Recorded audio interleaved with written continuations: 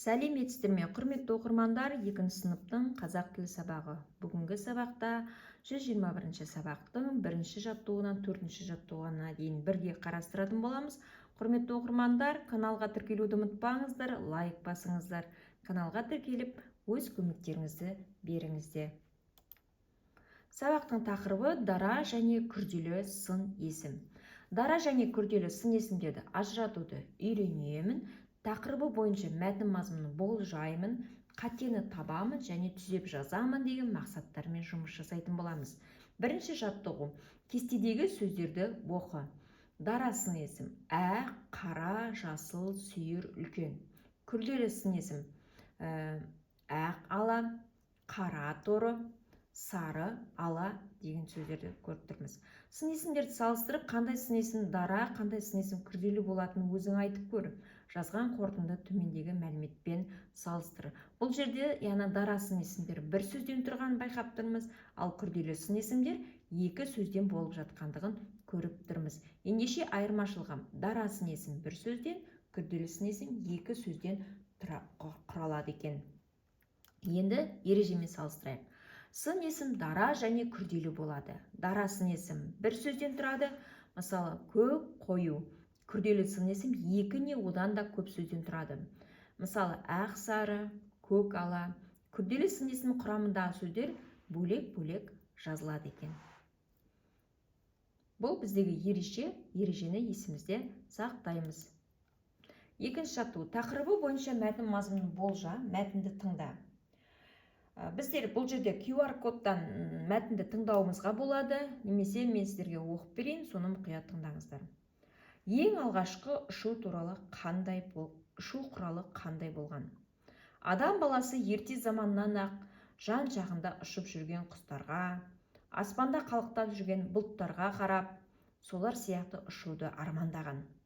Ұшу туралы неше түрлі аңыздар мен ертегілер ойлап шығарған. Қазақ ертегілеріндегі ұшқыш кілем де соның бір көрінісі. Адамдар ең алғаш ұшу құралы ретінде әуе шарын ойлап тапты. Ол ыстық ауамен толтырылып, сол арқылы көкке көтерілген. Кейіннен дирижабль деп аталатын ұшу құралы жасалды. Ұшу аппараттары туралы энциклопедияны біліп ал. Мәтіннен сын есімдер тауып, дара күрделі екенін ажырат дейді. Ендеше бізде 2 тапсырма тұр, сол тапсырмаларды орындауымыз қажет. Яғни ұшу аппараттары туралы энциклопедиялардан ізденіп көріңіздер, ал енді мәтіннен сын есімдерді табайық. Бұл жерде мұқият қараймыз, яғни сын есімдер қандай деген сұраққа жауап береді. Қандай ауамен? Ыстық ауамен. Бұл жерде дара, етістік.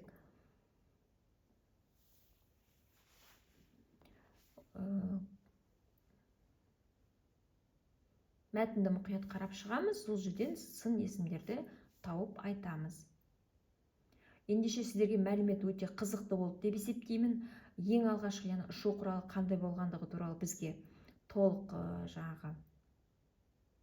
анықтамаларды беріп жатыр, және де біздер өзімізде қосымша қарайтын боламыз. Келесі тапсырма 3-ші жаттығу. Жаңылтпаштың қатесін түзеп көшіріп жаз.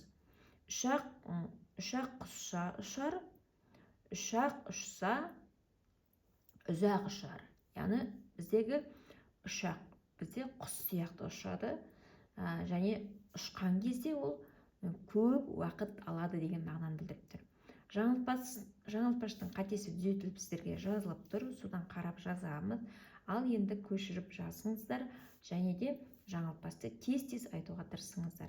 Ұшақ құсша ұшар, ұшақ ұшса ұзақ ұшар деп тез-тез айтуымыз керек. Және сөздерді түсінікті, қатесіз айтамыз. Ребусты шеш дейді бізге. Бізде қарға тұр, оның 2 соңғы әрпін алып тастаймыз, қа қалады. Қар, ал қар қалады. Ал одан кейін ләқ тұр. Ләқтің бірінші әрпінен соңғы әрпін алып тастап, а әрпін қалдырамыз, сонда қара деген сөз шықты. Шешуіндегі сөз сын есімнің қай түріне жатады? сол сөзбен сөйлем құрап жаз дейді. Айдостың қара түсті машинасы бар десек, біздер бұл жерде қара деген сын есімді қолдандық. Қара деген бұл жерде дара сын есім. Қара деген сын есімге тағы да басқа түрде сөйлем құрауларыңызға болады. Яғни қара бұл жерде дара сын есім. Құрметті оқырмандар, біздің каналымызда тапсырмаларды орындау сіздерге түсінікті болатын болса, каналға тіркелуді ұмытпаңыздар. Бүгінгі сабақта дара және күрделі сын есімге қатысты жаттығулар орындадық. Сын есім бізде дара және күрделі болып бөлінеді. Дара сын есім бір сөзден тұрады. Мысалы, көк, қою. Күрделі сын есім екі не одан да көп сөзден тұрады. Мысалы, көк ала, ақ сары деген сияқты сөздерді келеді екен.